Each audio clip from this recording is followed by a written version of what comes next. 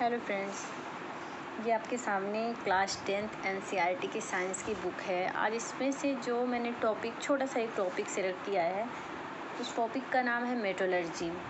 Metallurgy से related बहुत सारे टॉपिक उठते हैं। जैसे इसमें आपके 10th में ही ऐसे बहुत सारे क्वेश्चन हैं जो डायरेक्ट एग्जाम में आते हैं।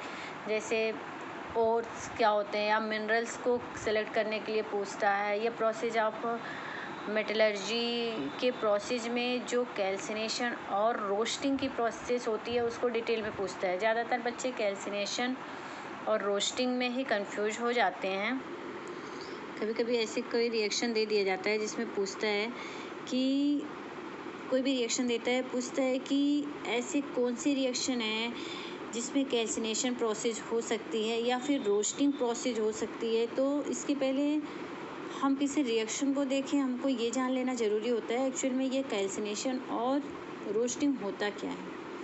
तो सबसे पहले जो मैंने पहला टर्म यूज किया है, जैसे वीडियो स्टार्ट किया तुरंत मेटलर्जी।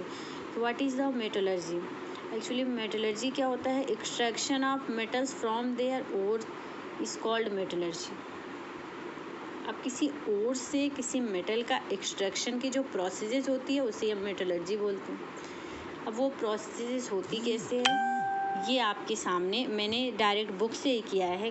बुक में देखिए कैसे बना हुआ है। ओर्स होते हैं, तो इसमें क्या, इसमें देखिए, इसमें ओर्स में मेटल्स की रिएक्टिविटी के अकॉर्डिंग 3 पार्ट में इसको डिवाइड करके फिर उसके प्रोसेस को इन्होंने बताया। जिसमें इन्होंने बताया metal of high reactivity, metals of medium reactivity and metals of low reactivity. अब हाई रिएक्टिविटी, मीडियम रिएक्टिविटी और लो रिएक्टिविटी का मैंने एक इसके पहले वीडियो डाला है और बहुत अच्छा रिस्पांस भी आया था आप लोगों के। उसके व्यूअर भी बहुत ज़्यादा हैं, बहुत सारे लाइक भी मिले थे और तो बहुत ही मोटिवेट हुई थी मैं, इसीलिए मैंने उसके बाद बहुत सारे वीडियो डाले। पहला वीडियो मेरा वही था। तो ये हाई रिएक्टिविटी मीडियम का मैंने बहुत अच्छा ट्रिक बनाया था। उस ट्रिक का नाम था लिखो सर का नाम आलू, मंजन कर फिर कैद को निकल। अब ये सर का नाम से जो सीक्वेंस है वो भी आप देख लीजिए। सर का नाम क्यों लिखा था कि लिखो, फिर वहाँ लिथियम, स्ट्रोंशियम, ये potassium, sodium, calcium, magnesium, aluminium. देखिए इसको ब्लू कलर की लाइन से वो भी मार्क्स भी कर दिया गया है कि ये आपका हाई रिएक्टिव है। नीचे मंजन कर फिर कैद को निकल, सुन प्रभु हैं। तो मंजन कर, तो क्योंकि यहाँ पे मैग्नीज, क्रोमियम नहीं दिया गया, एक्चुअली में हाई स्कूल स्टैंडर्ड की बुक है तो इतना डिटेल में नहीं दिया गया है, पर आप नोट कर सकते हैं। मंजन कर फिर कैद को निकल, तो जिंक, आयरन, प्रभु को मैंने लेड से डिनोट किया था पीवी। और लास्ट में आता है क्यों हाजी आगे आऊँ, copper, then mercury, silver and और सबसे लास्ट में होता है आपका प्लेटिनम। तो यहाँ इन्होंने ये हाई रिएक्टिव, मीडियम और लो इस पार्ट में जो भी डिवीज़न इन्होंने किया है। एक्चुअली में इसके पहले हम लोगों ने एक रिएक्शन पढ़ा था, double decomposition displacement reaction. Displacement reaction में क्या होता है कि जो भी एलिमेंट्स हाईली रिएक्टिव होते हैं वो अपने से लो रिएक्टिव एलिमेंट्स को उसके सॉल्यूशन से क्या करते हैं, रिप्लेस कर देते हैं। और ये जो प्रोसेस होती है एक्टिविटी सीरीज़ के अकॉर्डिंग ही होती है। इलेक्ट्रोकेमिस्ट्री का ये भी क्वेश्चन बहुत बार आता है कि अगर किसी मेटल्स को, जो हाई रिएक्टिव मेटल्स की रॉड है, उसको किसी दूसरे मेटल के सॉल्ट सॉल्यूशन में डिप्ट कर दिया जाए तो क्या कंडीशन होगी, क्या रिएक्शन होगा, रिएक्शन पॉसिबल है कि नहीं है।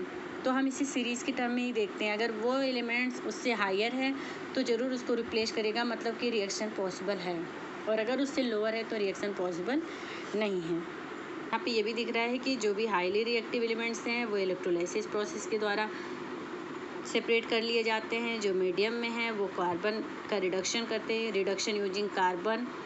और जो लो रिएक्टिव है तो जान ही रहे हैं, फाउंड इन नेटिव स्टेट। अब इलेक्ट्रोलाइसिस प्रोसेस आप जानते हैं कि वो molten stage, electrolysis of molten ores और प्योर मेटल्स मिल जाता है। वो डिसोशिएट होते हैं अपने पॉजिटिव और नेगेटिव चार्ज में, फिर आपके एनोड और कैथोड होते हैं जहाँ पे वो अलग अलग जाके सेपरेट हो जाते हैं। क्योंकि मेटल्स आपका पॉजिटिवली चार्ज होता है तो वो आपका कैथोड पे जाके मिलता है। अब यहाँ पे है मेटल मीडियम रिएक्टिविटी, जो हम आपको बताना चाहते हैं differences between calcination and roasting.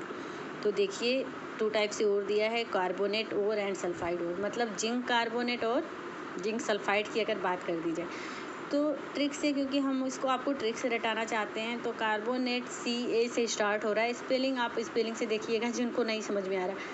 तो कार्बोनेट कैल्सिनेशन, अगर कैल्सिनेशन प्रोसेस आ गया तो ऐसा रिएक्शन देखेंगे जिसमें कार्बोनेट है, यानी कार्बोनेट ओर को कैल्सिनेशन प्रोसेस से उसके ऑक्साइड मेटल के ऑक्साइड में कन्वर्ट करते हैं, और सल्फाइड ओर को आप रोस्टिंग प्रोसेस से मेटल ऑक्साइड में कन्वर्ट करते हैं।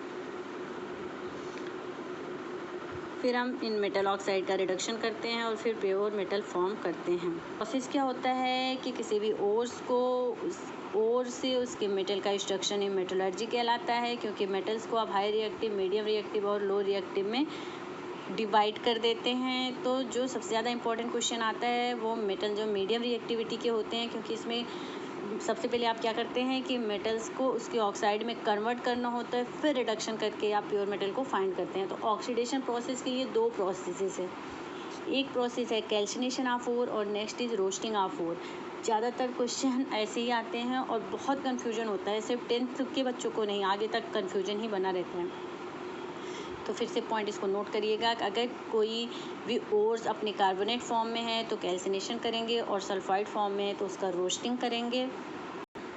अब जो लो रिएक्टिव मेटल होता है ये ज़्यादातर सल्फाइड ओर्स के टर्म में ही होते हैं, जो क्योंकि सल्फाइड में है तो रोस्टिंग करते हैं और डायरेक्ट आपका मेटल फाइंड हो जाता है, और फिर उसको हम रिफ़ाइन कर लेते हैं। क्योंकि मैंने स्पेशली ये जो चैप्टर है वो कैल्सिनेशन और रोस्टिंग को डिफ्रेंशिएट करने के लिए ये टॉपिक उठाया है, इसलिए सबसे पहले आप कैल्सिनेशन और रोस्टिंग से रिलेटेड रिएक्शन देखते हैं।